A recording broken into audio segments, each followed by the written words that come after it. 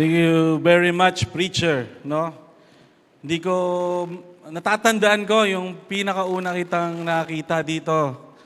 Hindi ko alam, kala ko ano ka lang, ano ba tawag dito? Para kang amboy dito. Tawag dito. Galing sa, Manila boy, parang ganon. But I've seen how God has used you. Nag-iba yung aura tuwing po bisita ako dito and how much you improve, and I thank the Lord for that. And also I've seen familiar faces here. Salamat po sa pribilehiyo na makapagsalita. It's my first time to be here. Nagpapasalamat po Pastor Odek, thank you so much. Wala po yata kayo nung first time ako dito. During 10th meeting, na-invite po ako dito. Hindi ko po makalimutan yon sa baba. Wala po akong ibang kilalang church po dito sa Olonga po nung nagsisimula ako, kundi Subic Bay Baptist Church. Subic Bay, dito po sa ministry po na ito. Para lang po tinapon po dito, bahala ka na dyan. And sa mga kabataan nandito ngayon, ay nagpapasalamat ako that still, gaya ng ating mensahe ngayon, still, God is still using people, especially young people. So I'm thankful for the Lord for this privilege. Nandito po yung aking may bahay. Nandiyan po ang aking anak, nandiyan po sa likod. Kaway naman dyan, ayan. Ang tawag ko po sa kanya, Commander-in-Chief. Laging pinagtatawanan ako. Ewan ko ba kung bakit? Alam niyo na yon. So, kaya ako siguro lumaki ngayon. No? May asawa at anak na. So, I won't keep you long. Kapag maraming nag-i-amen, maigsi lang tayo. Yun. Di ba? Alright, shall we stand and let's hear from the word of God. Hebrews chapter 5 verse 12. According to our text. Hebrews chapter 5 verse 12.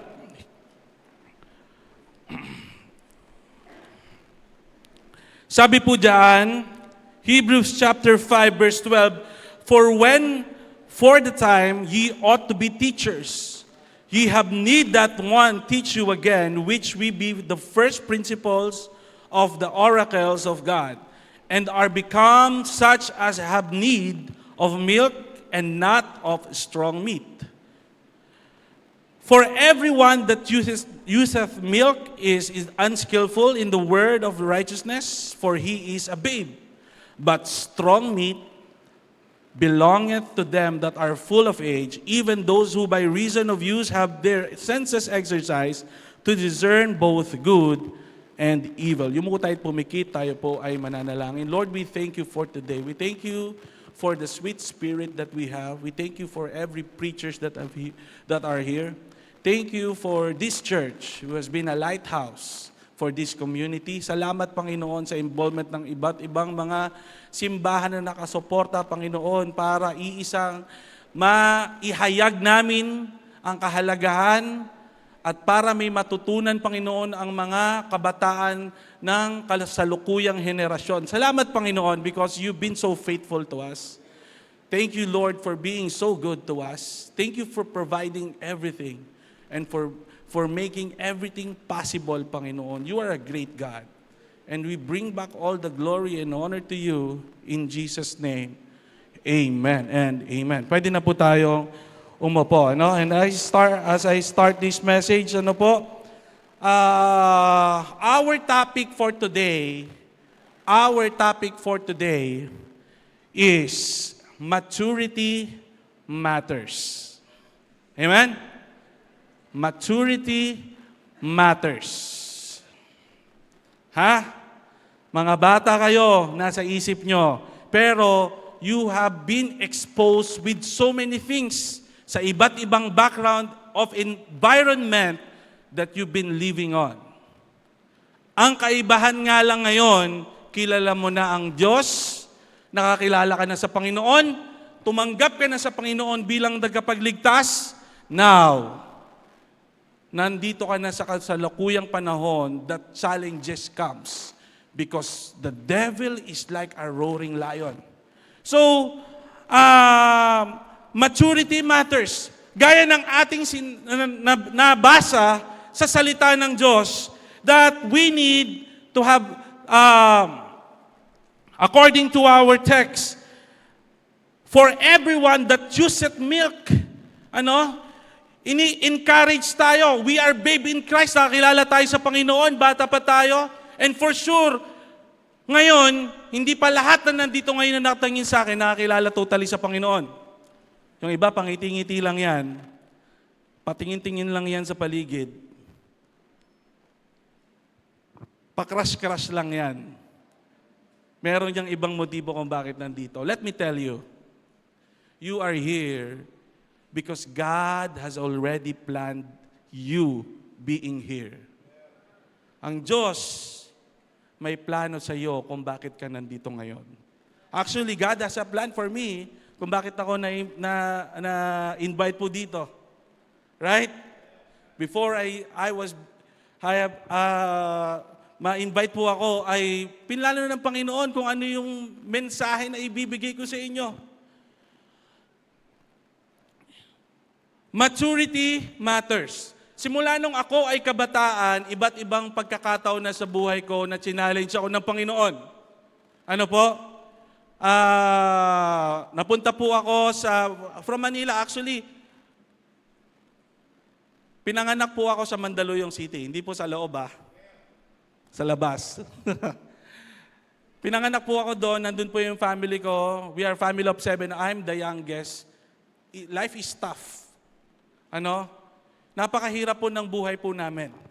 And then eventually, hindi na po kaya akong pag-aralin ng magulang ko. Napunta po ako doon sa ate ko, which happens to be a missionary's wife. Kaya po lumaki po ako sa Masinloc during my high school days. And then after that, tinawag po ako ng Panginoon. I was exposed to that ministry. Kasama-kasama ko po yung bayo ko. Nagbibisite po ako. Hawak-hawak ko yung Bible niya. Pumupunta po kami. Kumakatok po kami ng mga pintuan. Then, naghahayag kami ng salita ng Diyos, nagbibigay kami ng gospel tracts. That was my environment before. And I embraced that. That during my high school days, nag-decide ako, Lord, parang hindi ko ma-imagine yung sarili ko mawawala ako sa ministry someday. Why are you here today? Because God is exposing you para ma-feel nyo yung burden at para mahalin nyo ang mga ministry nyo ngayon. And that's what I felt before. Di ko alam kung nagbago na yon. But that's what I felt before. Maturity comes. Nagkaroon po ako ng pagmulat ng aking mga mata na realize ko that something is missing. Kung gusto kong itawid ito, gusto kong makamit to, dream ko ito, makapagtapos ako ng pag-aaral na ganito. But suddenly, I was exposed and things changed in my life. That is one of the signs of me growing up. Amen? Ngayon, nandito kayo ngayon, bata ako, di ko alam kung ano yung gagawin ko. Hindi ko alam kung ano yung decision ko. Alam ko yung problema nyo ngayon. Konti lang yung baon nyo. Problema nyo ngayon, ano kakainin nyo? Problema nyo ngayon, saan kayo pupunta? Saan nyo gagastasin yung perang ibinigay sa inyo? But you won't stay that long enough para balang araw, yung ibang problema mararamdaman nyo. Yung problema sa pamilya nyo, unti-unti. You will need to help your family. You will feel that burden. Kasabay nun, yung pamilya mo, mararamdaman mo, gusto mo makasama sila sa church, lalo-lalo na yung hindi mo nakakasama sa church. Still, maturity matters. You are growing in the Lord. And number one, that you will see na kailangan nating matandaan when we are growing up, na nagmamature tayo, na lumalaki tayo at nag-grow tayo, is you will learn to stay with God. Amen? Ano ulit yon? stay with God. Staying with God. Ano?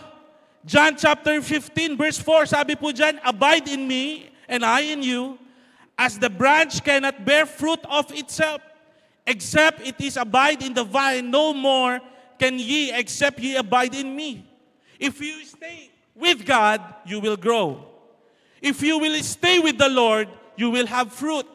If you will stay in the ministry, magmamature ka, unti-unti nakikita mo yung sarili mo, minamahal mo na yung mga minamahal ng pastor mo. Minamahal mo na yung minamahal, yung kapwa mo mga young people. Pastor naman, baka naman ibang pagmamahal yan. Ha? But let me take this chance. Kung nararamdaman yung pagmamahal, yung bigat ng pagmamahal na yan, that is maturity. Amen? You are growing.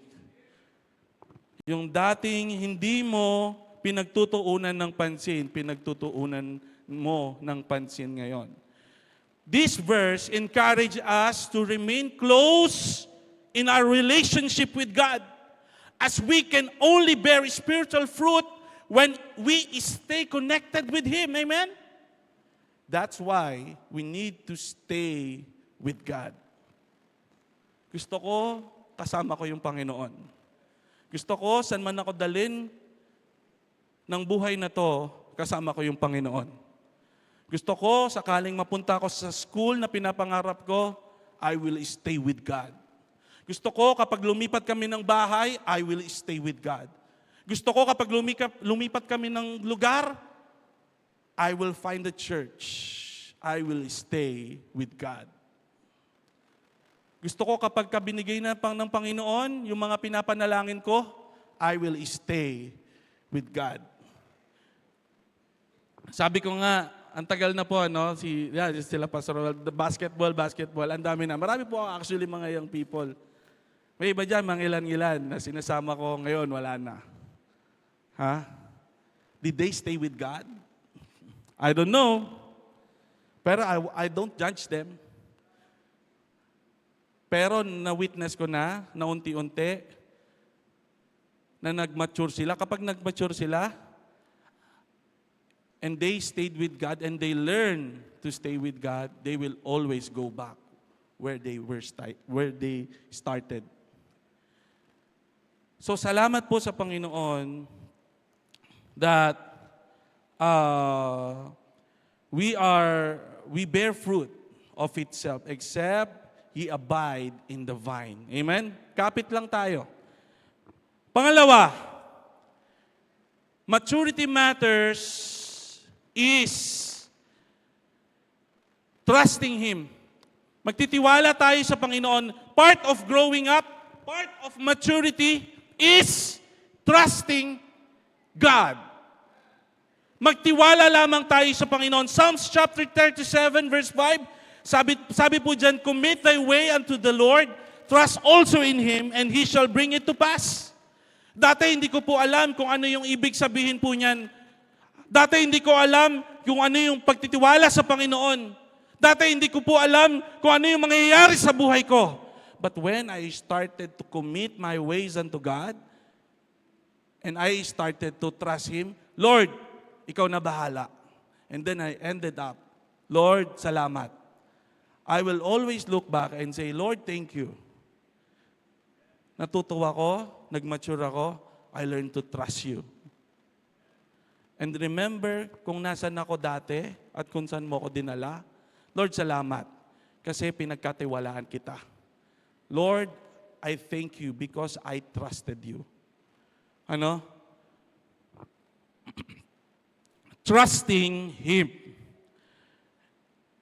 This verse encourages us to place our trust in God and commit our plans to Him, knowing He will guide us and bring about His will. Sa kalooban lang tayo ng Panginoon. Amen? So, merong isang story. This is a blind man at ito yung isang may tatawid doon sa kabilang daan.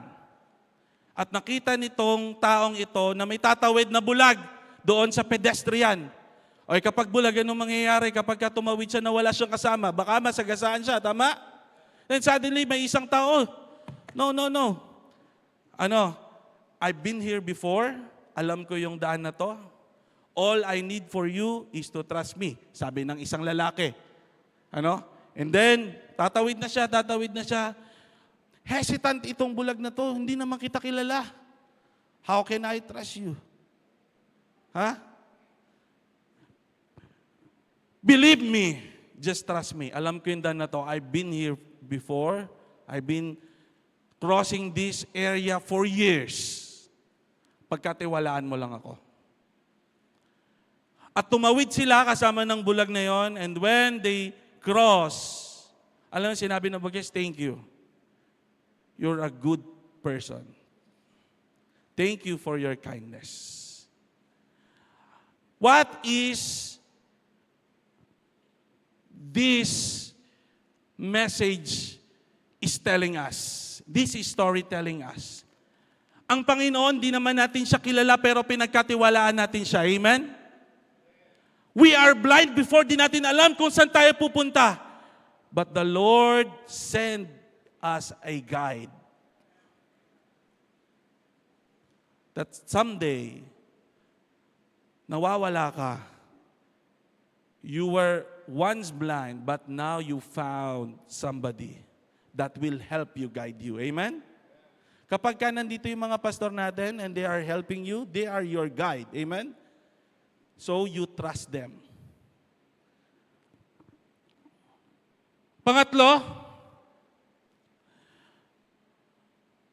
the process of maturing is staying with God, trusting Him, but also investing your time. Amen?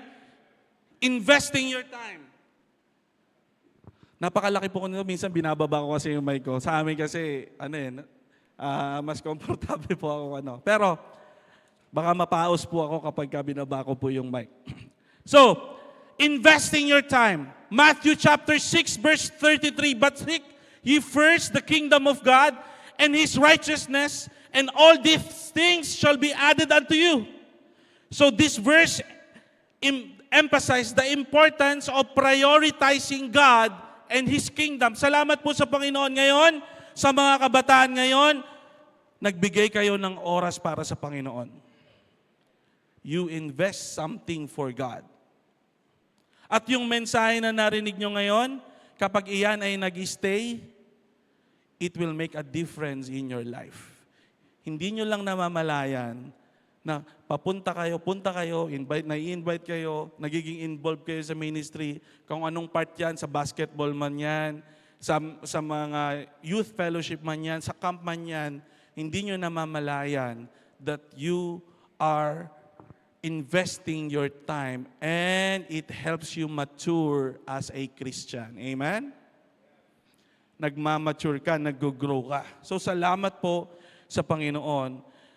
Investing your time. Seek ye first the kingdom of God. Pinaprioritize po natin ang Panginoon sa buhay po natin. That's why it is important. Napaka-importante po na unahin natin yung time natin para sa Panginoon. I remember nung aking kabataan po, hindi ko alam kung ano yung uunahin ko. Lord, gusto ko muna makatapos, and then after that, susundan ko yung panawagan ko sa inyo, Panginoon. Then, I end up, Lord, kung hindi ngayon, kailan pa? Kaya kanta dito kanina. Kung hindi ako susunod sa iyo ngayon, baka hindi na ako able sa susunod. Kung hindi ko gagawin ko ngayon, baka paluin niyo ako, Panginoon. You know what is that? That is sign of maturity. When you know already kung ano yung gagawin sa iyo ng Panginoon, sakaling sumuway ka sa Kanyang panawagan at sakaling sumuway ka sa Kanyang utos. And that is how you manage to follow the Lord Jesus Christ, staying with Him, and you invest your time for God. Amen? Kaya nga, kahit na matitigas po yung ulo ng mga ng mga young people natin, we are still investing our time for them to realize na someday na magkakaroon ng fruit yung ating mga labor. Amen? Because that is part of maturity. Ang sabi nga nila, malalaman mo, mahal mo ang isang tao kung nag-i-invest ka talaga ng oras sa kanya. Tama? If you love the Lord, you will invest your time for God. Hindi kapag Sunday, sa apilitan na lang parate, linggo-linggo na lang. Susunduin ka pa, may taga-sundo pa. Hindi ka pa pupunta. Learn to invest your time for God. Ha? That is part of maturity. So,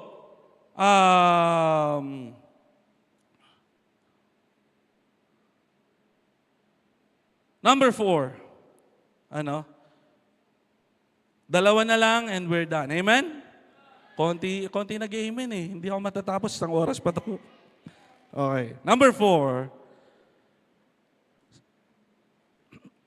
Process of maturity is loving God. Amen? Loving God. The love of Jesus, sweet and marvelous. Lagi kinakanta ng anak ko yan. Loving God. You know what I learned dun po sa ibang bansa? Nalayo po ako. Siguro 4 years po ako. Hindi po ako nakauwi dito. Homesick, lungkot, sacrifice. Because I have a burden na pagbalik ko, gusto ko gamitin ako ng Panginoon dito. Umaapaw yung pagmamahal ko sa Panginoon. That even, na pagbalik ko dito, ayoko ngang binata pa kasi ako noon eh. Ayoko po talagang mag-entertain kahit marami nang liligaw sa akin. Talagang committed talaga sa Panginoon. Kasi para sa akin, if I'm not ready, darating tayo dun eh. Tama mga young people, huwag nyo kayo nagmamadali. Lahat nagmamadali, natatalisod, nasusugatan. Wala naman nagmamadaling hindi na aksidente. Usually, yung mga nagmamadali na aksidente yan. Pero what I learned is, natutuwa ko na i-commit ang buhay ko sa Panginoon at naramdaman ko yung pag-uumapaw na pagmamahal sa akin ng Panginoon. Kasi naramdaman ko na kahit na ako ang kaisa-isang tao dito sa mundo, the Lord will still give His life for me. That's how much He love you. Alam niyo kung bakit bumaba ang ating Diyos dito sa mundo? Para maibuhos niya yung pagmamahal na meron siya para sa atin. Sino yung object na yon? Ikaw at ako. Nung ginawa niya ba ang mga puno? At binuhos niya yung pagmamahal, maibabalik ba yung pagmamahal na yun sa Kanya? No. Yung ginawa niya ang kanyang mga nilalang dito sa mundo, wala pang mga tao, ibibigay niya yung pagmamahal, pero maibabalik ba yung pagmamahal na yun? No. But when He created you and me, He created you as an object para ibuhos niya yung pagmamahal. At yung pagmamahal na yon ay maibalik sa Kanya. That's why you're here today, because God, the Lord Jesus Christ, love you so much. And even na ikaw na lang yung pinakamakasalanan dito sa mundo at nagkaisa-isang makasalanan dito sa mundo, the Lord will still rescue you. He will still mamamatay pa rin siya para sa iyo, para maligtas ka. That's how much He love you. Kaya kapag ka na-realize mo yon that you are loved, pahalagahan mo yung buhay mo. Amen? Huwag mong isipin na walang nagmamahal sa'yo. Bago ka pa man mahalin nino man, ang Diyos minahal ka na niya. That's how much He love you. Loving God. Last but not the least is, ito yung pinaka-paborito ko. And I will close with this. Living for God. Amen? Living for God. Napakahirap po dito sa mundo ngayon mamuhay para kay Kristo. Especially nowadays, there are lots of distraction. Oh, sa mga pastor nandito, you will agree with me na napakahirap. Tama? Gusto natin, pero ayaw nila. Dinadala natin. Binuhos na natin lahat. Ano? Pero hindi natin nararamdaman na meron tayong mga fruit. But you live for God anyway. Amen? Even may mga rejection, you live for God anyway. Even there are failures, you live for God anyway. Even na hindi mo nakukuha yung gusto mo, you live for God anyway. Even na yung mga panalangin mo hindi natutupad, you live for God anyway. Even yung mga hindi mo nakukuha ng mga gusto mo, mamuhay ka lang para sa Panginoon. Even yung hindi mo na nagugustuhan yung nangyayari sa buhay nyo, because of the challenges in your life, you live for God anyway.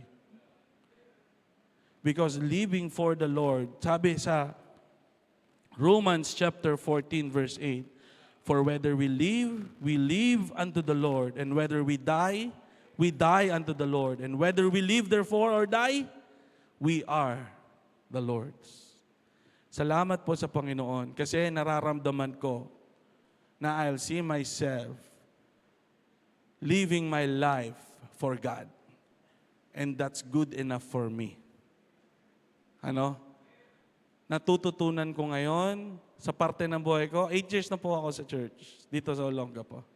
Ano? Marami na po ako napagdaanan. Bata-bata ako po. I'm 34 years old. But, hindi ko alam kung marami po ako mga nasa isip, mga gustong mangyari, pero I take it one step at a time. I'm not perfect. Ang buhay ko po, hindi po makikita lahat sa social media o kung saan yun nararating namin. It doesn't matter for me. It matters na gusto kong makita sa ministry ng ating Panginoon that we are living for God. Amen? At kapag nakita po namin, lalo na po kaming mag-asawa, kapag nag-uusap po kami, kasi pareho po kaming graduate po ng Bible School. And I thank the Lord kasi binigay niya ako ng partner na mahal din yung ministry. At kapag ganun pala, napakasarap pala magtrabaho sa ministeryo kapag both kayo nagmamahal sa ministry. And I see myself na yung buhay na binigay sa atin ng Panginoon, we want to dedicate it for our Lord Jesus Christ. Salamat po sa Panginoon that this life that we have right now is, nagpapasalamat po ako kasi ngayon ay unti-unti natututo na po kami sa church, marami na rin po kaming mga choir, marami na kaming ladies group, and then physically nagkakaroon na po kami ng maayos na lugar. And I thank the Lord for that. I think that is the effect of living for our Lord Jesus Christ. Kasi kapag ikaw namuhay para sa Panginoon, hindi ka niya papabayaan. Amen? At salamat po sa Panginoon also for for this opportunity po na makapagmensahe po sa inyo. Napansin nyo, S is for staying with God. T is trusting Him. I is investing your time. L is loving God. And L is living for God. Still,